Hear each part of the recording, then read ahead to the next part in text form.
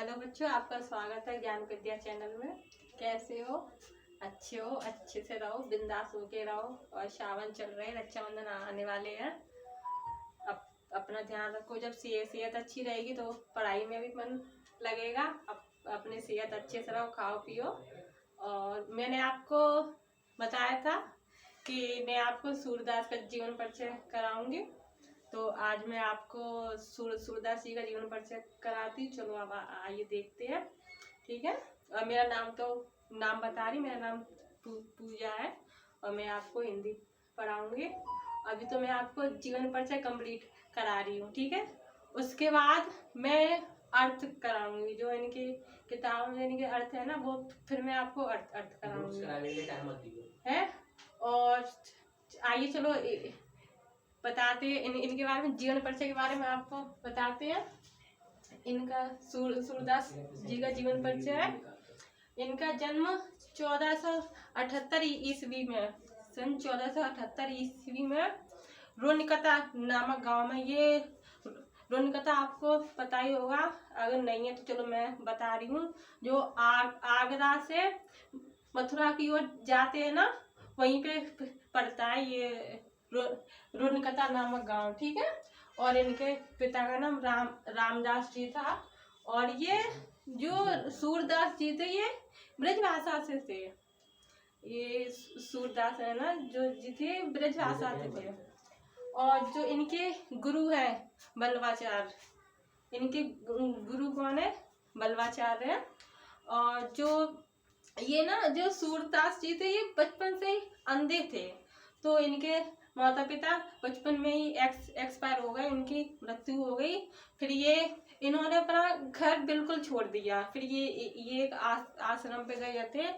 वहाँ मतलब पहले ये चलते रहे कि कहीं मतलब कहीं तो जाएं, क्यों जब कोई नहीं होता है तो कुछ ना कुछ तो सहारा देखते ही। तो ये निकल पड़े, अपना घर छोड़ के निकल पड़े। तो इन्हें एक आश्रम मिला, गऊओं का आश्रम था वहाँ पे। तो ये वहाँ पे चले गए। तो इन्होंने गऊओं की सेवा पानी की। वहाँ एक गुरु थे बल्लवाचार्य जी। तो वहाँ से इन्होंने शिक्षा प्रारंभ की। तो ये जो है ना, इन्होंने मतलब कृष्ण जी के बारे में, भक्ति वगैरह, इन्होंने ये सब आदि भाषा, इन्हें आदि मतलब ज्ञान प्राप्त किया। ये भक्ति के थे, तो इन्हें आज भी लोग भक्ति भावना, ये आज भी लोग इन्हें जानते हैं। और जो ये है ना सूरदास जी, इन्होंने एक दोहा भी लिखा है। इनका दोहा बहुत अच्छा है। अगर इन्हें अंदर से दोहा पढ़ो तो ये मतलब ये दोहा कृष्ण जी के बारे में बहुत लिखते थे, क्योंकि ये कृष्ण भक्ति के थे। ये जो सूरदास जी थे, कृष्ण भक्ति के थे। तो इनका पहला मतलब इनका एक दोहा तो यही है, मैया मोरी मैंने नाई माखन खायो। इसका मतलब अर्थ मैं आपको बता रही हूँ। कृष्ण जी कह रही है अपनी यशोदा मैया से कि मैया मैंने माखन नहीं खायो है। और ये लोग मतलब झूठी कह रही है कि मैंने माखन नहीं खायो है। ये गांव वासी है ना, ये झूठ कह रहे हैं कि मैंने माखन नहीं खायो है। देखो ये ना, मैंने दुआ भी लिखा है, इसमें लिखा है मैया मोरी मैं नहीं माखन खायो। ठीक है। फिर आपको ये बैर परे मोई सांझ परी घर आयो। जब मैं शाम को आ रहा था तो जो गांव वासी है ना, इन लोगों ने देख लिया है और इन लोगों ने ये जाना है कि ये सारा माखन कान्हा ने खा लिया है। तो इसका अर्थ यही है, मैया मोरी मैंने नहीं माखन खायो।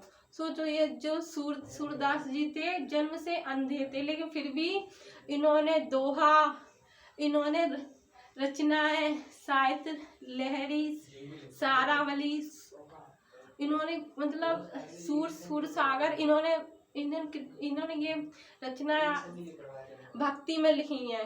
ठीक है। और ये देखो, ये मतलब देखो अपन लोग आंखें होते हुए भी मतलब अच्छे काम नहीं कर पाते, और इनकी दृष्टि नहीं थी, फिर भी इन्होंने अपनी अंतर आत्मा की दृष्टि से इन्होंने अंतर आत्मा की दृष्टि से इन्होंने सारा ज्ञान, भक्ति के बारे में इन्होंने सारा ज्ञान प्राप्त किया। तभी तो इन्होंने मतलब बहुत इन्होंने रचनाएं लिखी हैं। इनकी ज्यादा नहीं, तीन ही इनकी रचनाएं हैं।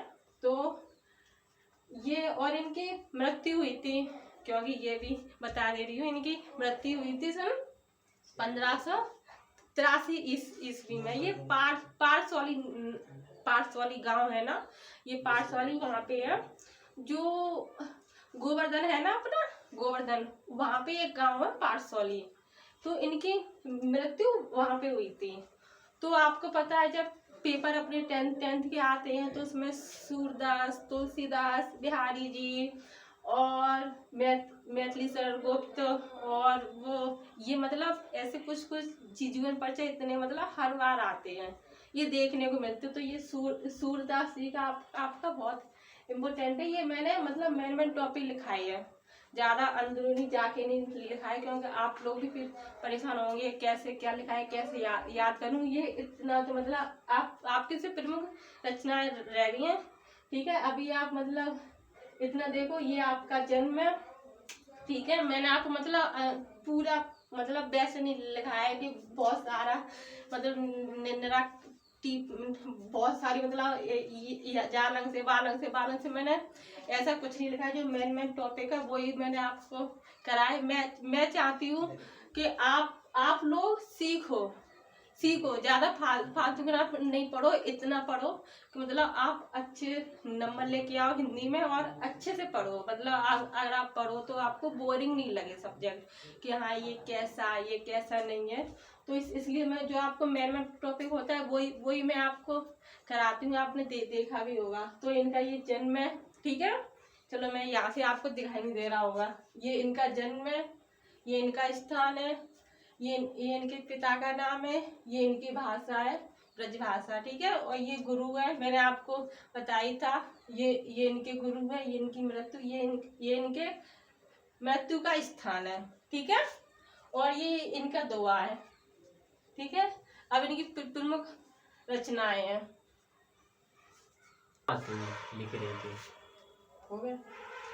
चलो बच्चों, अब इनकी रचनाएं आपको कराते हैं। ठीक है, क्योंकि इनकी जो रचना है ना, मैंने आपको बताया था कि इनकी प्रमुख 3 रचनाएं थी, सूरसागर, सूर सारावली और साहित्य लहरी। जो इनकी जो इन्होंने 3 जो रचनाएं थी ना, इनके अंदर भी पद हैं, बहुत सारी चीजें लिखी हैं। तो आपकी पहली है सूर सागर। ठीक है, सूर सागर में इन्होंने 1.25 लाख पद लिखे थे। ठीक है, 1.25 लाख पद हैं, लेकिन प्रमुख हैं जो आपके 10,000 पद उपलब्ध हैं। ठीक है, 10,000 पद ओनली उपलब्ध हैं। वैसे तो 1.25 लाख पद थे, लेकिन उसमें उपलब्ध कितने हैं? 10,000 सिर्फ। फिर आपकी दूसरी है सूर सारावली। जो सूर सारावली है ना, उसमें आपके 118 पद हैं। ये ओनली ये सिर्फ 118 पद हैं, जितने थे उतने ही हैं, कम ज्यादा नहीं है।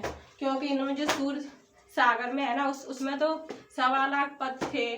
ठीक है, और लेकिन उसमें 10,000 पद ओनली उपलब्ध है, खाली उपलब्ध सिर्फ 10,000 है। और ये साहित्य, ये सूर सारावली नहीं, यहाँ पे साहित्य लहरी।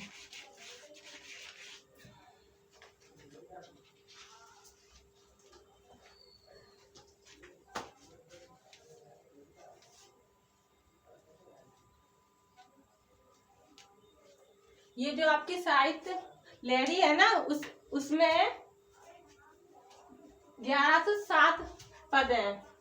सिर्फ कितने? 1107 पद हैं, जितने थे उतने ही हैं। ना सूर सारावली में कम ज्यादा है, और ना ही साहित्य लहरी में कम ज्यादा है। सिर्फ कम ज्यादा है सूर सागर में। 1.25 लाख पद थे और उपलब्ध है 10,000 पद। ठीक है, ये आपका आज सूरदास जी का जीवन परिचय आपका कंप्लीट हुआ है। और ये जितना ओनली इम्पोर्टेंट चीज मैंने लिखाई है, इससे ज्यादा आपको और कुछ नहीं मिलेगा। इसमें जितना आता है उतना ही लिखाया है। और अच्छे से पढ़ो, और आगे आपको नेक्स्ट आपका कराऊंगे तुलसीदास जी का, ठीक है। और तब तक आप इतना कंप्लीट मैंने आपको करा दिया है। और अच्छे से पढ़ो, बिंदास होके पढ़ो, अपना ध्यान रखो, सावन एंजॉय करो। हर हर महादेव। जय हिंद, जय भारत।